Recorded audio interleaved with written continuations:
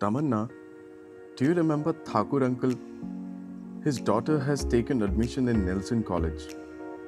He was worried about her stay, and his concern reminded me of the time when you took up a job in Mumbai.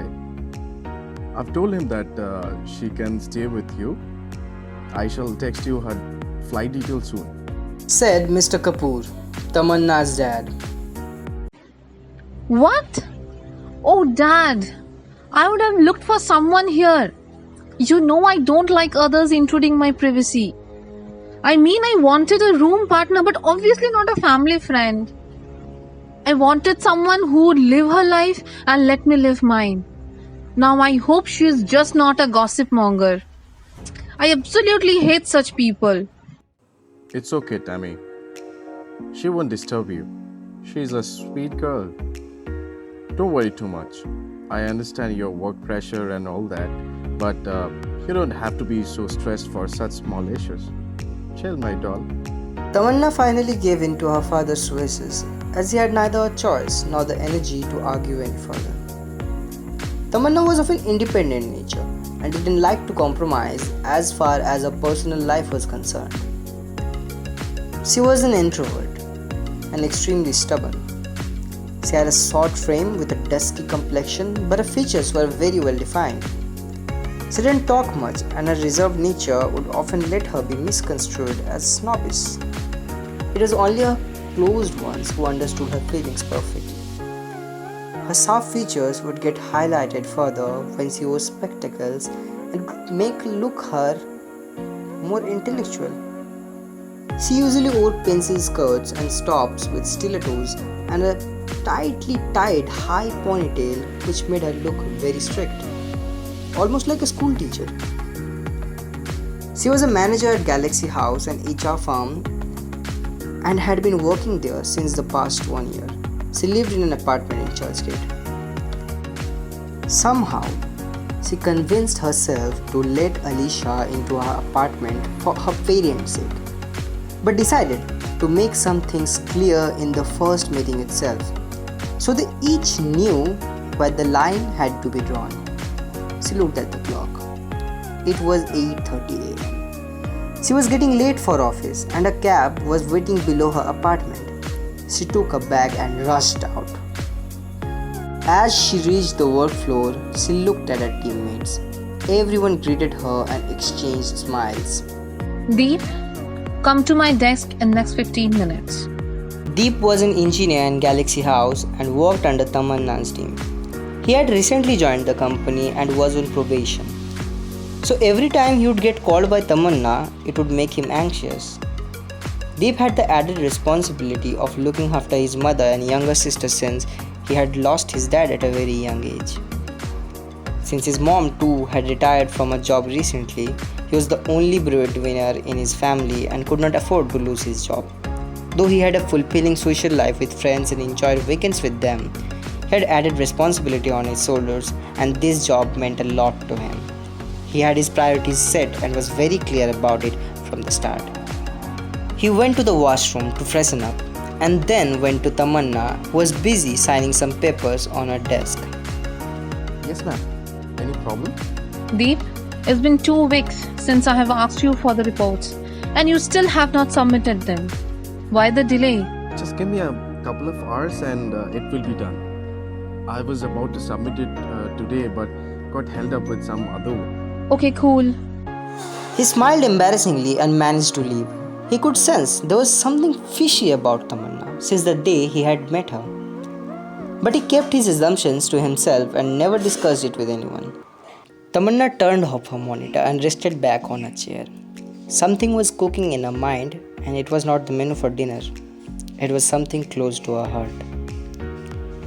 Due to increasing pressure from higher authorities in office, she had forgotten all about her personal life and had become a workaholic over the years. All this while, she never realized she had drifted apart from her friends and family. She could feel how hollow her life had become. Moreover, her nature of keeping things to herself and not sharing them with others made her feel even more alone. A couple of months ago, when she started training Deep, and interacting with him, she realized she had developed feelings for him, but never told him about it due to her reticent nature. Neither did she discuss it with her colleagues. Her feelings grew stronger with each passing day, and she felt like she was suffocating. Suddenly, she had developed an urge to touch him and feel him. This urge transformed her from a hard-working girl into a desirable animalistic wild lover when she was lost in his thoughts. She went to the washroom to splash water on her face, hard enough to pull her back into the real world. It was getting difficult for her to conceal her feelings. She checked her cell phone for the message from her dad giving her Alisha's flight details. She reached the airport and checked the flight details on the big display screen at the entrance gate. She was waiting near the arrival gate and observing everyone carefully. She saw a girl looking around eagerly. Tamanna went up to her and kept her hand on her shoulder. Hey, Tamanna Kapoor. Hey, I have been looking for you. What's up? Tamanna ignored Alisha's greeting and directed her to the car. Within a few minutes, they were on the way to her apartment in Churchgate. After reaching the apartment, Tamanna gave her all the necessary instructions and left for work. Once she returned to office, she found the reports on her table. Deep had submitted it before time. She smiled again. Maybe because of the thoughts she had few hours back, or because she had escaped a humiliating situation. A couple of days had passed since Alisha had shifted to her apartment. She had somehow convinced Tamanna to take her for an outing. It was Saturday evening. Both of them had a ball, spending good time together. Alisha insisted they go for drinks at a nearby desk. Tamanna gave in to Alisha's wishes and decided to take her to Thrive in Kolaba. Once in, Tamanna ordered a drink for Alisha and herself. Time flew, and soon both of them were 3 shots down. Tamanna got a call from office and she went outside as it was impossible to answer the call in such loud music. After finishing the call, she came inside to see Alisha smiling. What happened? Why are you smiling by yourself? Actually, there was a cute guy who approached me while you were gone. He was not bad, but it's too early to say anything, you know. So, where is he now? I think he has left. I can't stop him either. Leave it. The night is still young. Let's enjoy. Cheers. Both of them looked at each other for a moment and gulped down their drinks in one go.